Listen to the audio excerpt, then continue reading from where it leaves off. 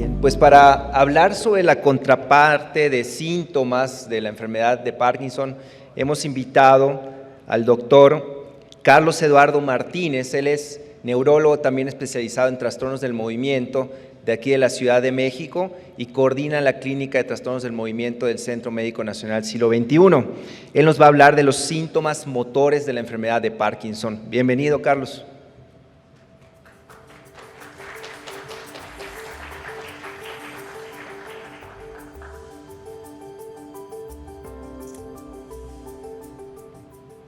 Hola, buenos días a todos. Antes que nada quisiera agradecer la amable invitación a este primer congreso de trastornos del movimiento y enfermedades de Parkinson.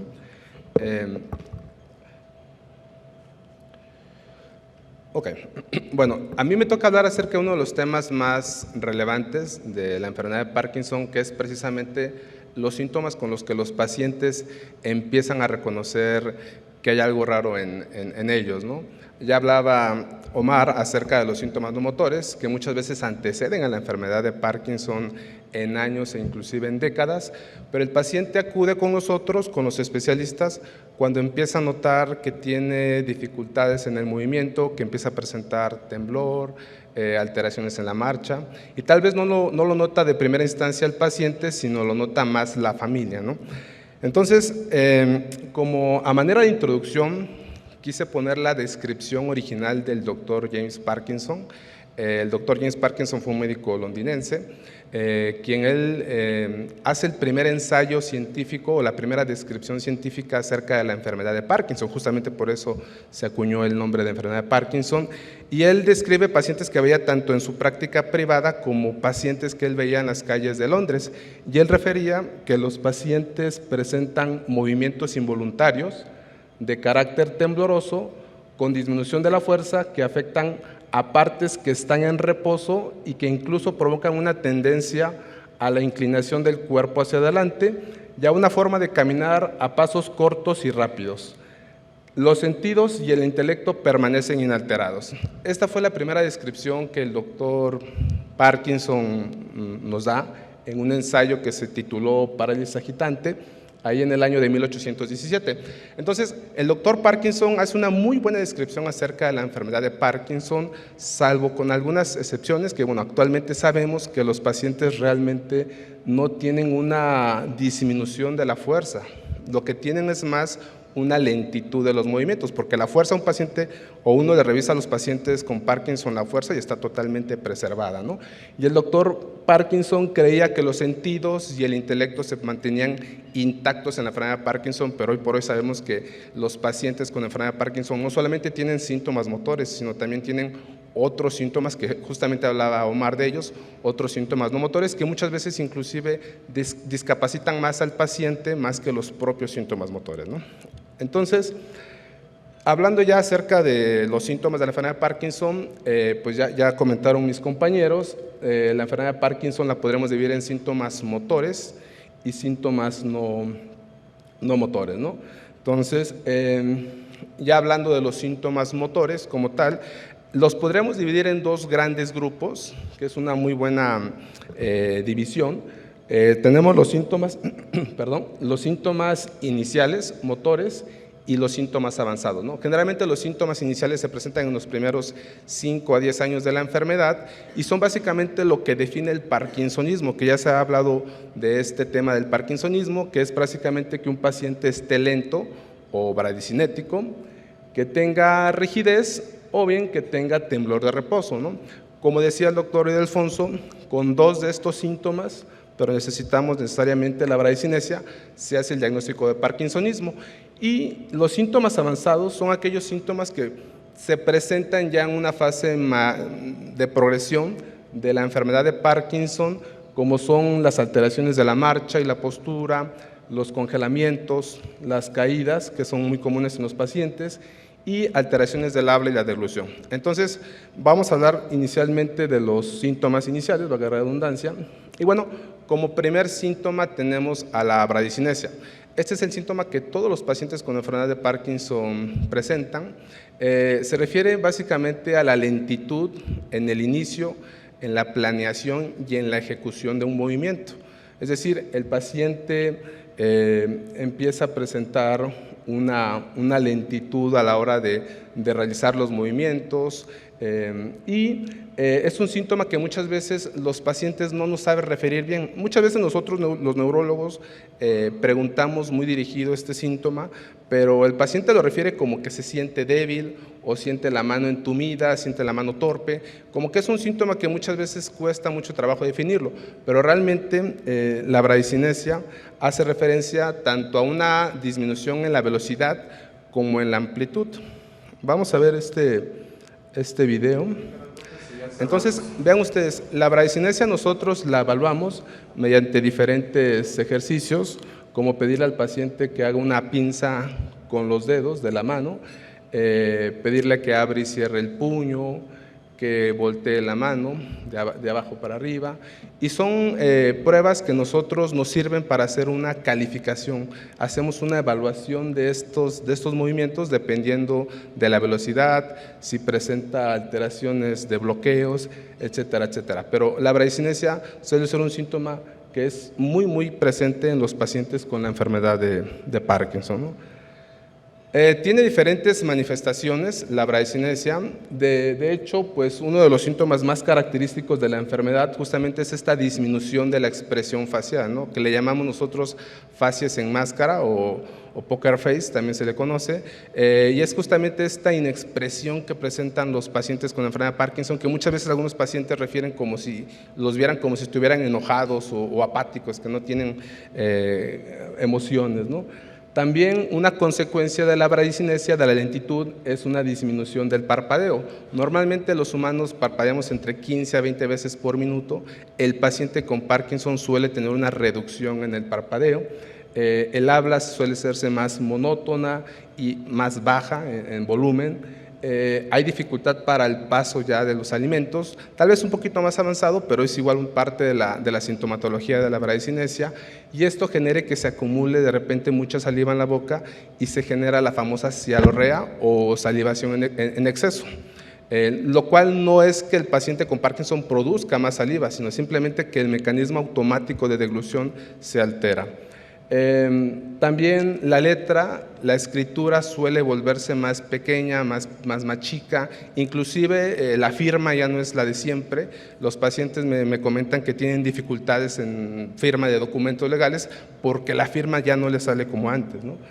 Y pues una reducción del braceo, que a veces el paciente, o más bien dicho la familia, nota que el paciente al caminar bracea menos, ¿no? Que es un síntoma también muy inicial de la bradicinesia. El abotonarse la ropa, el peinarse, el escribir en la computadora o el inclusive el utilizar el celular, el paciente se nota torpe. Le digo que es como un síntoma que no se sabe referir de manera muy adecuada al paciente. Luego tenemos la rigidez, que la rigidez hace referencia a esta oposición, a esta resistencia que tiene el paciente cuando nosotros lo exploramos, porque más que un síntoma que se vea, es un síntoma que se revisa, ¿no? Entonces nosotros por eso en una consulta les movemos el cuello, movemos la mano, las piernas, justamente para ver si existe esta oposición al movimiento, ¿no? El Parkinson, la rigidez clásicamente se conoce como rigidez en rueda dentada porque prácticamente durante todo el arco del movimiento se observa una resistencia, o también algunos le llaman como barra de plomo, haciendo referencia a como si dobláramos una barra de plomo, ¿no? La rigidez suele ser un síntoma que da mucho dolor, o sea, inclusive empiezan pacientes con dolor en el hombro y esto genera de repente que se operen los pacientes con un síndrome, un manguito rotador o una bursitis o algo así, y realmente es que la enfermedad de Parkinson les estaba generando el dolor en hombros, ¿no? Entonces, este es otro de los síntomas. Después, yo creo que lo más característico de la enfermedad de Parkinson, que suele ser el temblor, es lo más característico, pero no todos los pacientes con enfermedad de Parkinson lo presentan. Solamente un 60-70% al momento del diagnóstico, del inicio de la enfermedad, presentan temblor, ¿no? Y la característica del temblor de Parkinson es que es un temblor en reposo. Como bien decía el doctor Ildefonso, el paciente viendo la tele, platicando, está con el temblor, ¿no? Una frecuencia de 4 a 7 ciclos por segundo, un temblor asimétrico, es decir, siempre está más afectado, están afectadas generalmente las dos manos, pero siempre empiezan una y después con los meses o años aparece la otra, y siempre donde empieza suele ser donde se queda más marcado, más presente. Se suelen afectar las manos, las piernas, la barbilla, la lengua inclusive. La cabeza es un sitio que habitualmente o es raro que se afecte en el Parkinson. Si alguien tiene un temblor cefálico, hay que pensar en otras enfermedades como temblor esencial o temblor distónico, etcétera, pero el temblor de cabeza o de voz no es un síntoma característico, ¿no? Y bueno, vamos a ver este video. Vean ustedes, ese es el temblor clásico, es un temblor sobre todo de los dedos, del pulgar contra los otros dedos, que es el famoso temblor en cuentamonedas. Si se dan cuenta, la derecha está más afectada que la mano izquierda. Y algo muy característico es que cuando el paciente mueve las manos, se quita el temblor durante unos segundos, vean ustedes, y luego reemerge. Eso es muy característico, es lo que se conoce como temblor reemergente, que es muy característico de la enfermedad de Parkinson, ¿no? Vean ustedes esta paciente con un temblor de mandíbula muy marcado e inclusive también tiene un temblor de lengua. Pocos parkinsonismos dan este tipo de temblores a nivel de barbilla o de mandíbula. Y vean ustedes, pueden haber casos en los cuales el temblor suele ser muy severo, como este paciente en el que en reposo y en postura y durante el movimiento tiene temblor, ¿no? Y muchas veces el temblor suele ser un paciente o suele ser un síntoma que responde poco al tratamiento farmacológico e inclusive muchas veces requiere el paciente cirugía para quitar el temblor, ¿okay?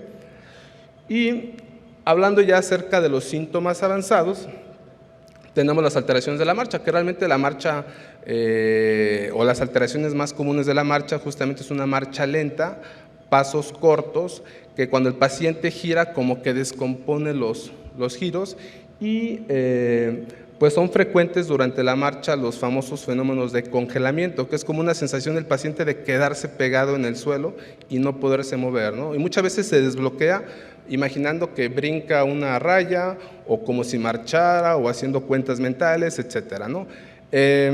Vean ustedes, estos son ejemplos de marcha del paciente con Parkinson.